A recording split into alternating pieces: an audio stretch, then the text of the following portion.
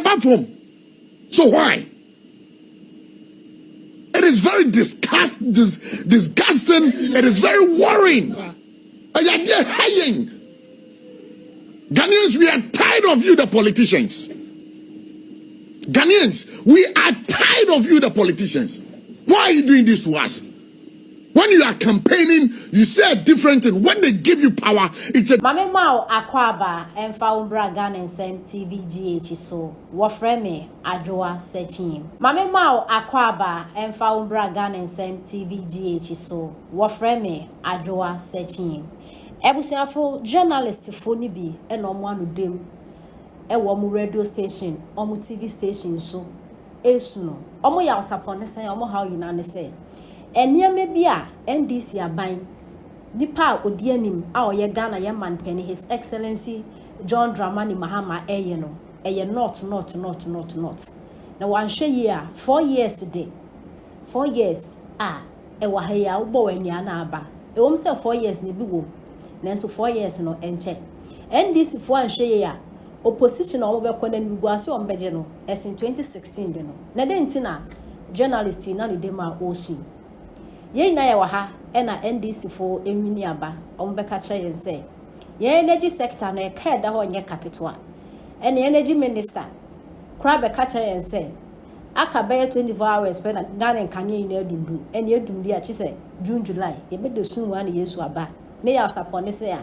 NPP fo awia Ghana skin na akọ na energy sector hono no energy sector hono no sika bie no wo mo de kwakoto fango agum na Ghana fo yanya light na yes na enti no NDC fo no wo patch say 2016 no mo kono mo njaka e wo energy sector ho da omo njaka NDC fo mo ko mu jaka but NPP fo buy no omo ankasa and it doesn't mean say mo njaka. Now, so His Excellency the former president, now Don Kakufado, Eshene da light mo 8 good years. Mon kwa mo ba na nsenya mo de mo kana mo gya na mo nka na mo pese nhwehwe ani minti. And the NPP for diska. And the NPP for say just a sector say we Ghana he na NPP for gu na ansa na omo ko. And energy sector den sema ho de nyensa nketo akra. Anche na omo to electricity your friend say bills mu 14% to say. Na ye kasa ho.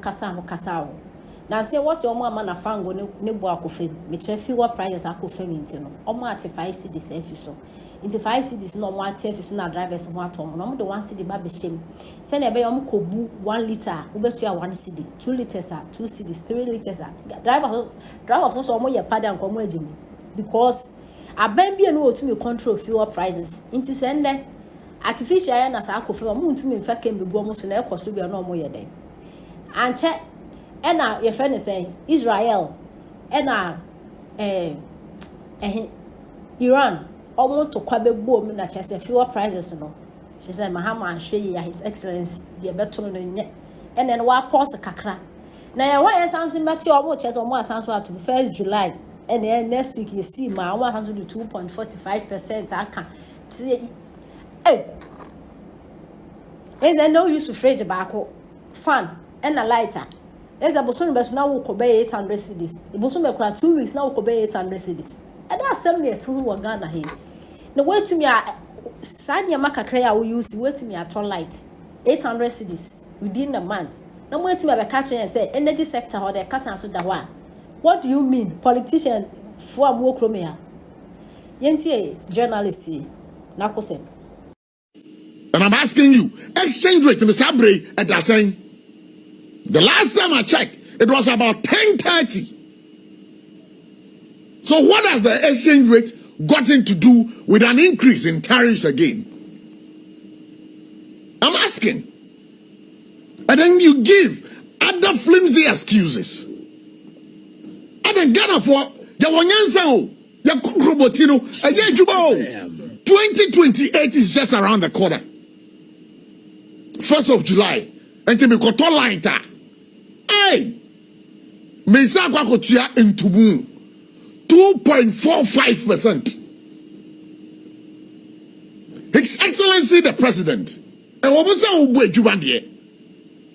which every Ghanaian can attest to. But this one, His Excellency Mr. President, I beg to differ. Fango boy on the international market. Mudi Jina so amuti sa 2.45% on the 1st of July. You say Tiaka, you know, light no. Sa exchange rate na mukaino. It didn't go anywhere because the argument is there. 10.30. Says go approach German to crowd. Fango boy on the international market na crowd. No boy saying, perform. So why? It is very disgusting. It is very worrying.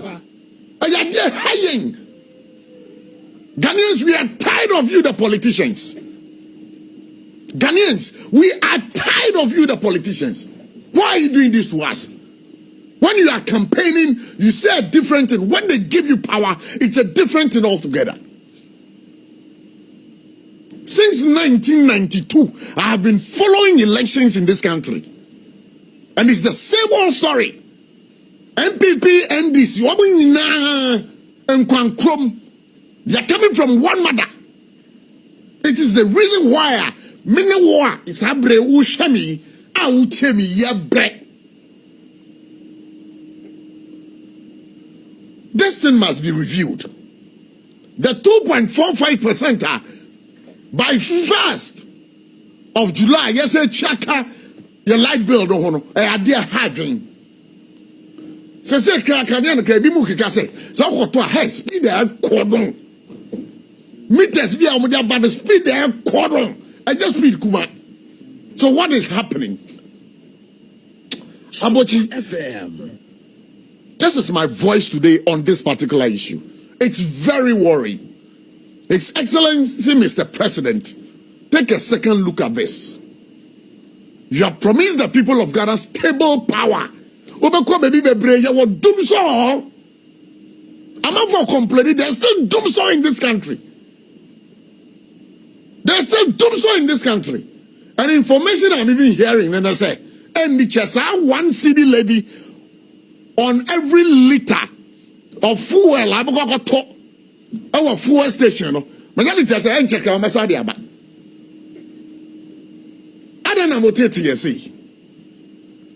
it is very disturbing and worrying. This has been Abuchi's voice. But I'm just going to write to boom. Now we are threatening with the first no munyano 444. So tiasie. And I say so ababon tia beka.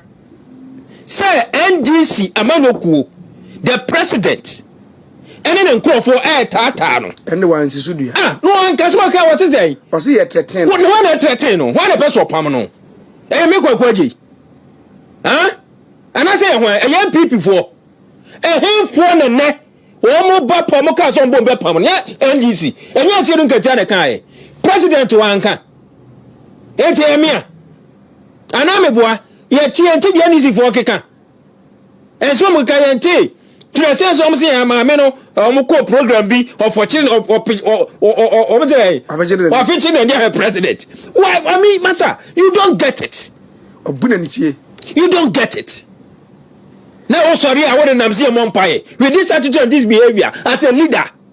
Massa ntimpai bo nko ali mpai bo o ko bere 1st July. Well, no, was only the boy we had been born here on it. She called over the CFO. Munti the mamma cano. Munti the mamma, more the idea. One for demonstration for support to Mameno. Look at one pie again. And then you go one pie idea. What you are now soon to be that. Now, not the Danko Kufuado. What say, Sam Berman, man, and you are go Mudi Tantantino. No, Tia, who saw no better, you know, Cassa. Then penny 4, penny 4, and so 4 penny 4, more can. And now, or buy ye, and no frabro traba. And now, Omujina and cry, every 4 one of mamma. No, but I say go one pie. You go on pie at wine. Me too, me Timmy film bon pie. Me father da Roma for the Kusi. Now, that Roma is your program, your bon pie. I don't need John Dramani Muhammad, the president, to tell me something about Bompaye. We feel pro.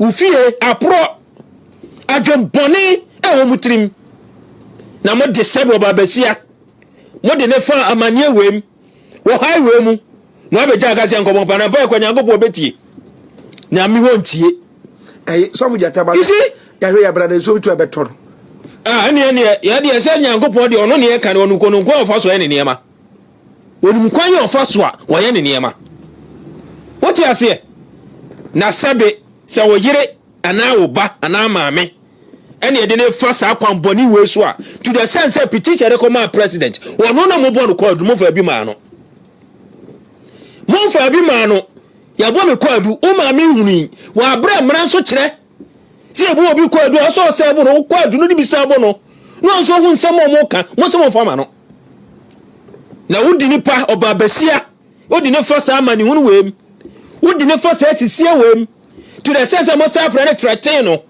so I resign mu beku no mo ba ne dem baye no mu koku no we dey we dey sense mo ye ya ade am ye dada mo wo records da ho history ho o mu kum se na nya miensa so mu kum mo nya judges so na ba ko ne batan na batan no for no teche ene ti akora ne tigi fam ene koku ma amena najo etu aye nwanwa na nya me nwanwa wo ti ase na hwe anyenkwa we abatuo ho nsunsuaso Ghana fo nti abatuo ho nsunsuaso